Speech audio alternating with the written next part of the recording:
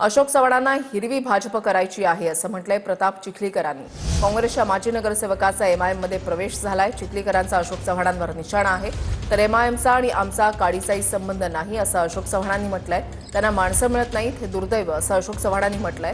प्रताप चिखलीकरांच्या टीकेला अशोक चव्हाणांचे उत्तर आहे। अशोक चव्हाणांना हिरवा भाजप करायचा आहे आणि जनता देखील ओळखून आहे की एमआयएम कोणाच्या इशाऱ्यावर चालली आहे, कोण त्यांच्या पाठीमागं पाठबळ देते ते मी सांगण्याची गरज नाही। देगलूर नाका भागातून अनेक सहकार्यांचे मला फोन आले, हमारे इधर भी अभी हरा भाजप बढ़ रहा है। ही जी भूमिका आहे ते खरं तर ज्यांनी हे करायला लागले त्यांच्या नेतृत्वाचं अपयश आहे की एवढे वर्ष राज्य करून त्यांना त्या भागात उमेदवार मिळत नाही, ही शोकांतिकाच आहे। एमआयएमचा माझा काही संबंध नाही, त्यांना प्रचाराला कुठला मुद्दा शिल्लक नाहीये आणि त्यांच्यात जर ताकद असती ते थांबवा तिकडे, हे सगळं ओपन टेरिटरी आहे।